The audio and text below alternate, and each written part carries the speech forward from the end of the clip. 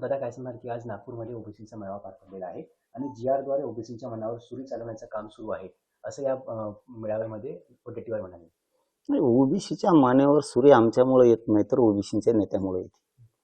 ह्यांना जर ओबीसीची एवढी माया होती तर यांनी 32% ओबीसींना आरक्षण होतं, त्याचे तुकडे का पाडले, कमी का केलं? 52% एकूण आरक्षण, त्याच्यात 32% ओबीसीचं, ते 27%वर आणलं. 27%चं आरक्षण त्यांनी ओबीसीचं 19%वर आणलं. तेव्हा झोपले होते की? तो सुद्धा गोरगरीब ओबीसीचा प्रश्न आहे. आता मराठ्यांना आरक्षण द्यायचं तर तुम्ही म्हणतात कमी होईल कमी होईल. 32%चं 19%वर आलं. ओबीसी नेते तेव्हा झोपले होते का? ते दिसत नव्हतं घ्यायला. आज आम्ही आमच्या हक्काचं आरक्षण आहे, आमच्या नोंदी आहेत, आम्ही हक्काने येतोय. आम्हाला म्हणताय आमचं कमी व्हायलं आणि तुमचं इथून पाठीमागं 32%हून 27वर आलं, 27हून 19वर आलं, तेव्हा चाललं. आता ह्या चालू वर्षात 100 जाती सरकारनं आरक्षणात घातल्या ओबीसी, तेव्हा नाही कमी झालं की यांचं? हे यांचं ना राजकारणासाठी हे येड समजित येत गोरगरीब ओबीसीला. हे गोरगरीब ओबीसीला खरं फसवत असतील तर ओबीसीचे नेतेच, दुसरं कोण फसवत नाही यांना. कारण ओबीसीला एक गोष्ट माहीत झाली, मराठ्यांच्या नोंदी सापडल्यात म्हणल्यावर त्यांना आरक्षण द्यावं लागन असं ओबीसीचं म्हणणं आहे गरिबांचं. आपले नेते विनाकारण विरोध करतात, हे ओबीसींना वाटतंय. तर मग आता हे तर शहाणे आहेत नेते म्हणल्यावर यांना कसं काय कळत नाही? गरिबांना जर हे कळतंय तर नोंदी नसत्या तर ठीक आहे ना. आमचं हैदराबादचं गॅजेट आहे, ते सरकारी दस्तऐवज, त्या महसुली नोंदी आहेत, तुम्ही ते देऊ नका म्हणता. आणि तुम्हाला आरक्षण दिलं ते साधे एका JR वर दिलेलं आहे. तुम्हाला दिलेलं आरक्षण कसलीच नोंद नाही कोणाची, आमच्या तरी नोंदी आहेत. तुम्हाला काय दिले? सगळं बोगस आरक्षण देतात, बोगस खाता. जी-आर रद्द केल्याशिवाय आम्ही शांत बसणार नाही, सरकार जरंग्यांपुढे झुकलंय असंही वडेट्टीवार म्हणाले. ते पागल झाले, त्याला काही सुचत नाही. ते इतकं पागल झालं ना की ते लय हातबल झालेलं आहे. सरकार माझ्या पुढे झुकलं नाही तर सरकारची एक गोष्ट लक्षात आली, आपण ओबीसींना बोगस आरक्षण खाऊ घातलंय. मराठ्यांचं खरं आरक्षण आहे, मराठ्याला दिलं पाहिजे. मराठ्यांच्या लोकांचे मोर्चे आंदोलन हे करोडोच्या संख्येत झाले.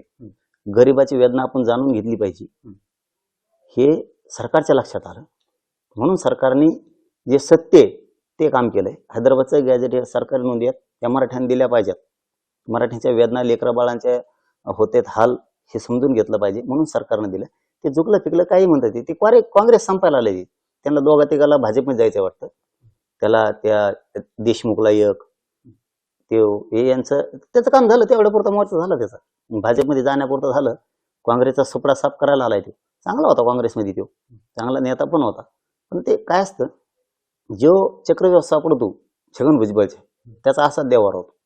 कारण तो छगन भुजबळ असा आहे, त्याने परळीची टोळी अशी संपली, तिला फारती टोळी बी मोर्चात बोलितो, कशात बोलितो, ते एक दिवस माकडावणी बोलून जातात. झालं राजकीय करिअर उद्ध्वस्त त्यांचं. कोणामुळं? छगन भुजबळमुळं. आता नागपूरवाल्याचं तेच झालं. त्याच्या आणखीन तरी नादी लागू नका, त्याला ओबीसीचं काही देणं घेणं नाहीये. त्याला राजकीय स्वार्थासाठी त्यांची ओढाचाड लागलेली. आमदारकी गेली खड्ड्यात, ओबीसीसाठी मी लढत राहणार, आमच्यात घुसखोरी केली जाण्याचा प्रयत्न हाणून पडणार. ते आमदारकी जाणारच आहे, ती काय राहणार आहे काय? ते जाणारच आहे. गोरगरिबांच्या लेकरांचं वाईट चित्तीलं, मराठ्यांच्या विषयी द्वेष दाखवला, मराठ्यांचं वाटोळं करायला निघाली की नियतीलाच ते मान्य नाही, ते ऑटोमॅटिकच त्यांचं वाटोळं होतं. आरक्षणासाठी तुमच्यात भांडणं लावण्याचे काम सुरू आहे. तुम्हीच लावलेत, दुसरं कोण लावले? तुम्हाला आरक्षण दिलं तेव्हा विरोध केला. तुम्हाला खोटं आरक्षण बोगस दिलं, आमचं दिलंय ते. तुमची कोणाची नोंद आहे रे? आणि अशा जाती त्याच्यात की त्या जाती कधीच मागासवर्ग आयोगात सिद्ध होऊ शकत नाहीत. अशा जाती आहेत काही, तरीही तुम्ही घेतलं. मोठमोठ्याला जाती घुसल्या, 95-96 घुसल्या नाही का? तेव्हा झोपले होते की? हे छगन भुजबळ स्वतःला ओबीसी नेता म्हणतो. 95-96 आरक्षण दिलं गेलं, भरत्या केल्या, ते झोपले होते तुम्ही. तेव्हा नाही वाटलं तुम्हाला कमी होईल म्हणून. आमचं तर ते काय, आता देव ब्याला तर रोखू शकत नाही, कारण ते आहेत सरकारी नोंदी. आणि सरकार कसं काय JR रद्द करते काय करतं बघतो ना. नुसतं हात तलावा JRला मग सांगतो तुम्हाला. आणि आता पश्चिम महाराष्ट्राचं बी लगेच येणार आहे आठवडाभराच्या. सातारा संस्थान, कोल्हापूरचं संस्थानचं गॅजेटियर, पुणे अंश संस्थानचं सगळं येणार आहे. पश्चिम महाराष्ट्रातले सगळे मराठी आरक्षणात जाणार आहेत. काय आमच्या नोंदी आहेत, काय करणार तू? सगळं काँग्रेसचा देवारा करून ठेवला तो आता छगन भुजबळचा ऐकून. जी आर रद्द होत नसतो, जी आर रद्द झाल्यानंतर आम्ही आमचा पुढचा डाव टाकू असं देखील तुम्ही म्हणाले. टाकणारच आहे. मी आणखीन बघतोय 4-5 दिवसात मला सगळी लिंक लागन. ही जाळ कोणी बिशीला आहे, कोणी पसरीला आहे, हे कोणी षडयंत्र रचलंय, ओबीसीचे नेते कोण कोण एकत्र यायला लागलेत, तेही आम्ही बघायला होतो. काय करायलेत, कसं करायलेत, काय बोलायले, कोण का बोलायले, याच्यातला कोण कोण मराठीच्या मताच्या जीवावर मोठा झालेला आहे हे बघतो. आता त्यांचा बीडला बी काहीतरी आहे, त्या दिवशी दिसन आम्हाला कोणचे ओबीसीचे नेते जातात, कोणत्या गावातले जातात, कोणत्या जातीचे जातात, आमच्या लक्षात येईल ना. आम्हालाही कळणं गरजेचं आहे. आपल्यात राहून आपल्या विरोधात आपल्या लेकरा बाळाला मिळू नये असा कोण आहे आम्हाला माहित झालं पाहिजे ना. पंचायत समितीचा कोण आहे, सरपंच कोण आहे, जिल्हा परिषदचा कोण आहे, नगराध्यक्ष कोण आहे, सभापती कोण आहे, आमदार माजी आमदार कोण आहे, मंत्री कोण आहे, दिसलं पाहिजे ना. कारण आता बीडचा मोर्चा तर तो राष्ट्रवादी अजितदादा पुरस्कृतच आहे. आता जे काय होणार आहे ते, कारण त्यांची सगळी टोळी टाळी असते तिथं. परळीची टोळी एक असते, इकडून तिकडून लाभार्थी टोळी, दुसरं कोण आहे दिसल ना आम्हाला. त्या परळीच्या टोळीनं बंजारा समाज सारखं शहाणं होणं गरजेचं आहे. बंजारा समाज कसा अलगद बाजू झाला नको म्हणतो, यांच्या ओबीसीत म्हणते ते नुसते, त्यांचं राजकारणात आमदार मंत्री होते, आपल्या लेकरा बाळाला कोणी देत नाही. कसे वाघासारखे मोर्चे काढतात बंजारा समाजाचे, कसे पेटलेत पठ्ठे ते. त्यांना आता कळालं यांच्यात राहून छगन भुजबळात राहून आपलं कधीच कल्याण नाही होऊ शकत. आपण आपलं लढायचं. तसं धनगराने आपण आपलं लढलं पाहिजे. धनगराचा हे वापर करून घेतात मोर्चापुरता, बाकी काहीच नाही. त्यामुळं मायक्रो ओबीसी कोणी मोठा होत नाही, काय नाही.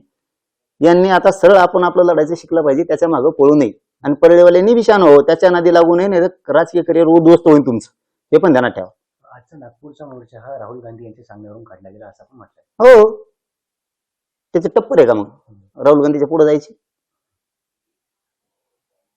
तो कसं काय थांबत नाही? आणि त्याला काय गरज होती मोर्चा काढायची गरजच होती त्याला. इथून मागं आरक्षण कमी झालं तेव्हा कुठं झोपला होता?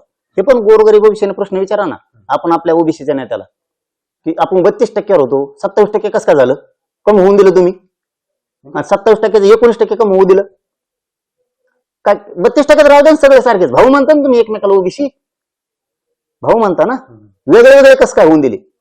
तुम्हाला झालं 19% खाली आलं, तेव्हा कुठं झोपले होते तुम्ही? हे विचारलं पाहिजे. गोरगरीब ओबीसीने आणखीन विचारलं पाहिजे, तुम्हाला मराठ्यांचं एवढं दुःख आहे तर आता 100 जाती घातल्या ह्या वर्षात, कमी जाऊन दिल्या तुम्ही त्या. मग मराठ्याचा तर हक्कच आहे, त्यांना काय मिळू नये? मराठा आरक्षणाला राहुल गांधी विरोध करतात असं म्हणणं आहे. हा, 100% काँग्रेसचा सुपडा साफ करून घेणार ते राहुल गांधी. त्याला नाविलाज आहे आमचा. कारण ह्यो वडंटीवार साहेब छगन भुजबळचं ऐकून त्याच्या आहारी गेलाय. आणि मग आता छगन भुजबळचं ऐकायचं म्हणल्यावर काँग्रेसचं देवारच होणार, इथं 100% होणार.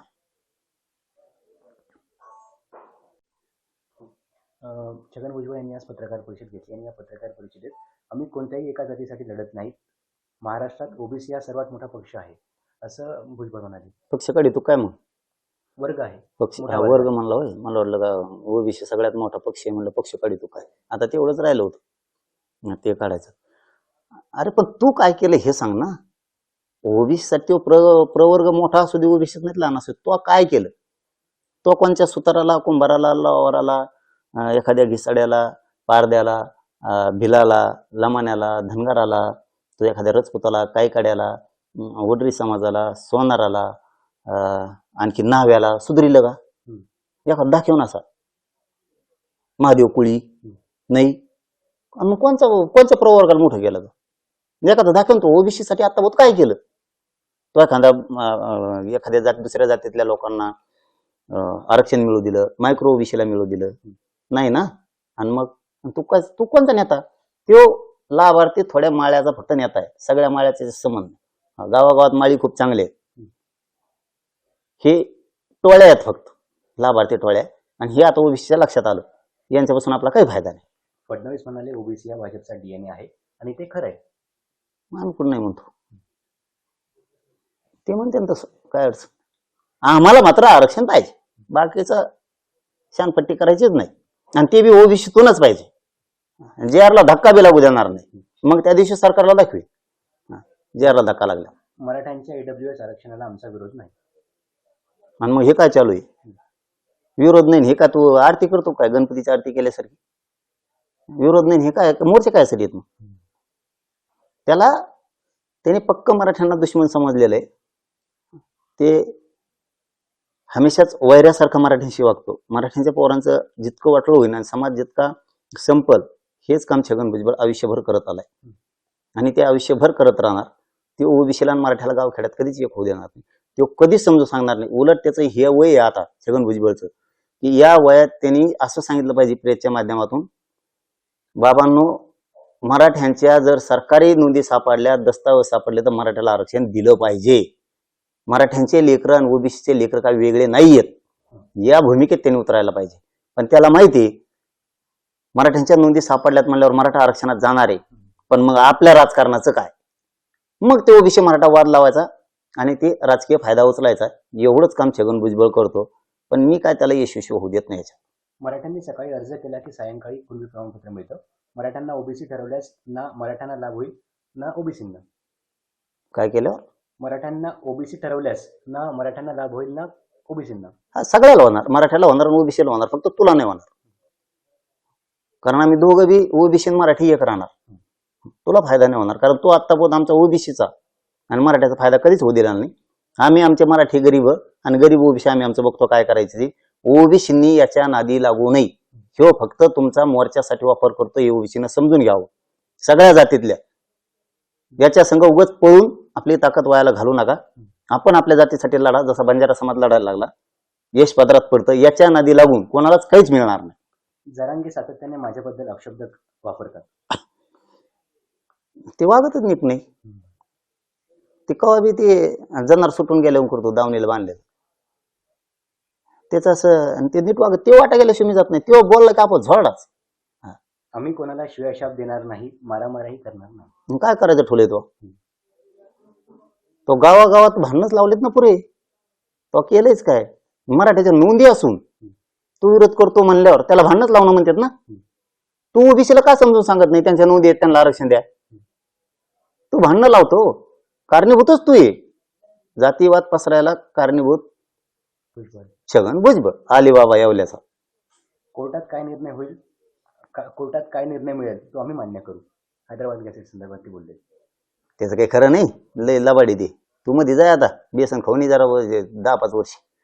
तो जाय मध्ये, आता जेलमध्ये जायचं त्याला थोडे दिवस. तुम्हीच बातम्या करता.